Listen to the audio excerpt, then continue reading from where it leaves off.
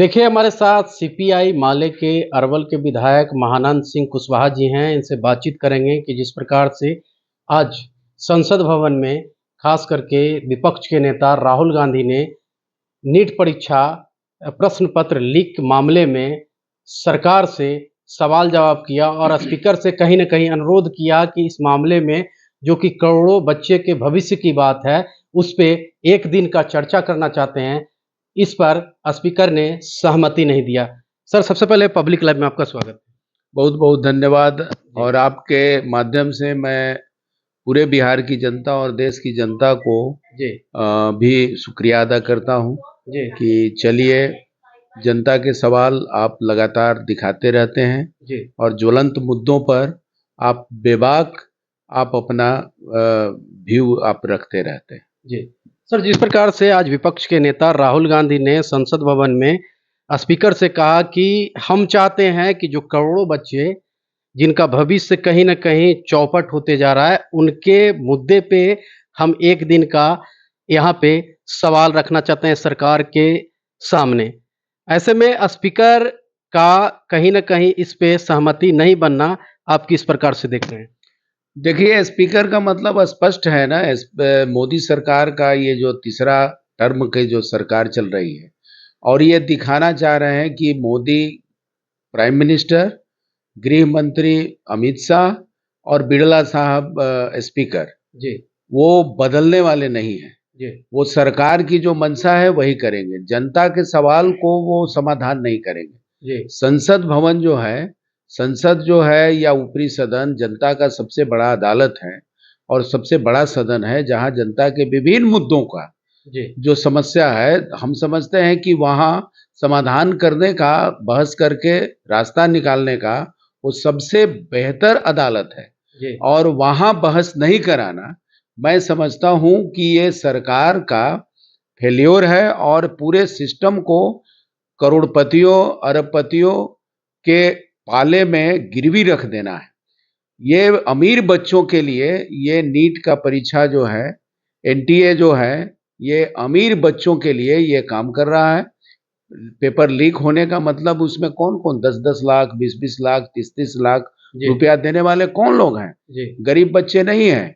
ये बड़े घर के बच्चे हैं और गरीब बच्चे जो ये मीडियोकर लोग हैं, मिडिल फैमिली हैं, उन लोगों के बच्चे जो कड़ी मेहनत करके तैयारी करते हैं और उनके करीब 25 लाख बच्चों के भविष्य के साथ जो खिलवाड़ किया गया है, वो मैं समझता हूँ कि ये बहुत ही खतरनाक है। और राहुल गांधी जनता के मुद्दों को, बच्चों के भविष्य के बारे में, उनके रोजगार के बारे में यदि सदन में बहस कराना चाहते थे, तो ये कहीं से गैर उचित बात नहीं थी।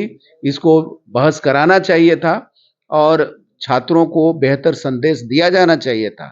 सरकार के तरफ से भी अपना सफाई देते, सरकार भी कहाँ-कहाँ कमजोरी हुई। पहले तो ये शिक्षा मंत्री जो है अनाप शनाप बोले कि कुछ नहीं हुआ है, बाद में उन्होंने एक्सेप्ट भी किया। जी।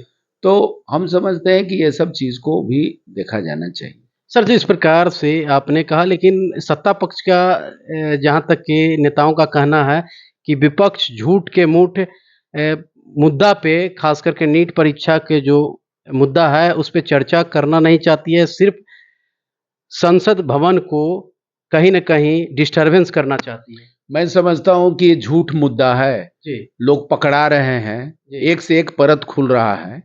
तो इसी जैसे ही चर्चा होती तो सरकार को पूरा इसका रिपोर्ट देना पड़ता। जी, सरकार का असली कलई खुलता है, उसके तो सब तो बीजेपी के नेता लोग पकड़ा रहे हैं। जी, इनके कई एमएलए, कई इनके अध्यक्ष पकड़ा रहे हैं और ऊपर से लेके नीचे तक सरकार जहाँ-जहाँ बीजेपी की है, बीजेपी समर्थित सरकार है, वहाँ ज़्यादा इसका असर हुआ है। तो जी, मैं समझता हूँ कि इस सवाल पर यदि संसद में यदि ये बहस होती, जी, तो सरकार का रिपोर्ट देना पड़ता।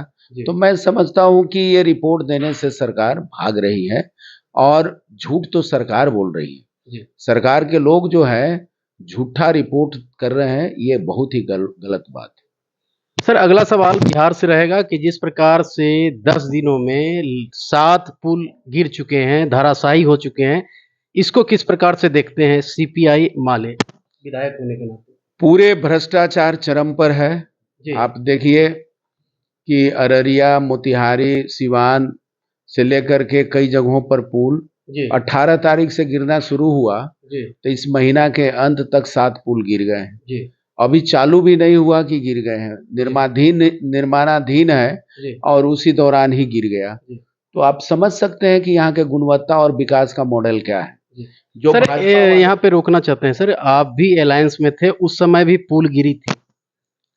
हाँ, तो उस समय अलायंस में थे तो सरकार का पहले से पुल निर्माण हो रहा था ना, लेकिन हम समझते हैं कि किन्हीं की सरकार में ये पुल बने जी गिर रही है, तो इसकी जांच होनी चाहिए। जी हो सकता है, मान लिया जाए कि हो ही सकता है, गड़बड़ी हो सकता है, जी एक्यूरेंस हो सकता है, घटनाएं घट सकती हैं, किस कहीं पर चोरी हो सकता है, लूट हो सकता है, लेकिन दोबारा ना हो इसके लिए सरकार को सख्ती से कार्रवाई होनी चाहिए।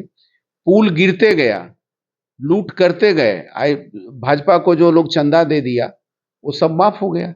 जी तो मैं समझता हूं कि इस मामले में सरकार का असली जो चेहरा है वो उजागर हुआ कि गड़बड़ियों को समाधान करने के प्रति सरकार ये सचेत नहीं है, सक्रिय नहीं है और संवेदनशील नहीं है। सर, जिस प्रकार से 22 जुलाई से बिहार विधानसभा का सत्र शुरू होने वाला है, क्या लगता है वहाँ भी नीट परीक्षा का मुद्दा उठेगा और ये जो पुल का मुद्दा है? पूरा पूरा बिहार का ही मुद्दा है, पुल वाला बिहार का मुद्दा है और नीट वाला में भी देखिएगा जी कि बिहार के एक से एक किन पिंग सब निकल रहे हैं। नालंदा अभी जो है वही क्षेत्र है, यहाँ का मामला है, पटना का मामला है और कई लोग ऐसे हैं, आनंद है या कौन कौन लोग हैं जो उप मुख्यमंत्री के साथ रहने वाले लोग हैं। तो इन लोगों का तो रिश्ता वाला रहा है, तो बच्चों के भविष्य के सवाल पर विधानसभा में तो जरूर सवाल उठेगा। सर, जिस प्रकार से बिहार में अपराधियों का बोलबाला है, आज का न्यूज है कि शेखपुरा के बरबीघा में एक्सिस बैंक में जा करके 10 लोग वहां से 50 लाख रकम लूट लेते हैं। इसको किस प्रकार से देखते हैं? ये तो भाजपा वाले से पूछिए जो लोग जंगल राज चिल्लाते थे, ये कौन सा मंगल राज है। दिन दहाड़े लूट हो जा रहा है, दिन दहाड़े किसी का बाह काट दे रहा है, दलित का हाथ काट दे रहा है टेकारी में, आप जी देख लीजिए। जी तो ये दलितों के ऊपर हमला कराने, गुंडों का पूरे संरक्षण देना। तो कुछ दिन पहले आप लोगों से बात में हमने कहा ही था कि भाजपा में गुंडों का, भाजपा ही ऐसी पार्टी है जो गुंडा, अपराधी, बलात्कारी इन लोगों का शरण देने वाली पार्टी है, शरण स्थली है। जी कुछो करके आओ, भाजपा में चले आओ, आप पाक साफ हो जाओगे। वहां पर साधु संत के रूप में आपको चिन्हित किया जाएगा, आपको अच्छे लीडर के रूप में स्थापित किया जाएगा। जी तो भाजपा गुंडों को समर्थन देने वाली पार्टी है, तो ये सब होगा ही। पूरे गुंडा बेलगाम है, अपराधी बेलगाम है, बलात्कारी बेलगाम है, हेट स्पीच देने वाले बेलगाम है। तो इसको तो लगाम कसने वाले लोग तो सत्ता में बैठे हुए वो लोग करेंगे, लेकिन कुछ भी हो उसके लिए दोषी होंगे विपक्ष के लोग। जी लालू यादव इस मामले में भी जंगल राज के याद दिलाएंगे, जी लालू यादव को, जी विपक्ष को याद दिलाएंगे। सर, पूरे जिस प्रकार से भारत सरकार द्वारा 3 नए कानून लाए गए हैं, इस पर आपकी क्या राय है? ये आम जनों के लिए कितना हितकारी है? क्योंकि अमित शाह ने साफ-साफ शब्दों में कह दिया कि ये जो कानून है वापस नहीं लिए जाने वाले हैं। जिनको बातचीत करना है हमसे आकर के बैठ के बातचीत करें।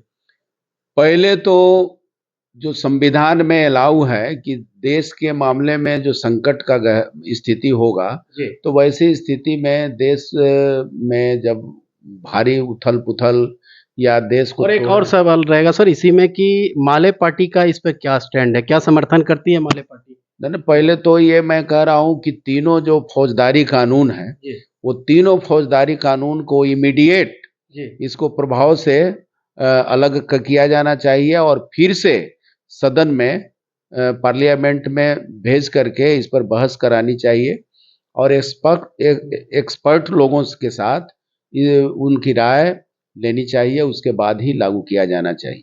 जी इस मामले में इसलिए मैं कह रहा हूँ हुँ, कि 3 जो कानून है, जी पहले तो संविधान में जो धारा है जी उस धारा के तहत अ, आपातकाल लगाने का प्रावधान है, जी लेकिन आप देखिएगा कि यह तीनों कानून ऐसा है, नागरिक जी, अधिकार सुरक्षा संहिता। जी, नाम तो बहुत अच्छा है, जी, लेकिन नागरिकों के सारे अधिकार खत्म कर दिए गए हैं। जी, तो मैं समझता हूं कि यह कानून जो है जी, ऐसा लाया गया है जो बिना संविधान के धारा लागू किए बगैर जी, इस कानून के जरिए जी, लगातार आपातकाल बिना घोषित किए हुए जी, कानून के जरिए आपातकाल लागू कर दिया जी, गया है। ये तीनों कानून आपातकाल लागू करने वाला कानून है। जी। जिस प्रकार से सर अमित शाह ने साफ-साफ शब्दों में कह दिया कि कानून वापस होने वाला नहीं है, तो आपका माँग है कि कहीं न कहीं इसमें संशोधन हो? हाँ, ये कानून ठीक नहीं है। जी, ये कानून अब जैसे देखिए आप आमरण अनशन नहीं कर सकते हैं। जी, उसको क्रिमिनल केस हो जाएगा। आप आंदोलन नहीं कर सकते हैं। आप किसी के खिलाफ लिख नहीं सकते हैं। जी, आप आंदोलन नहीं कर सकते हैं, कोई बिहार बंद नहीं कर सकते हैं, भारत बंद नहीं कर सकते हैं।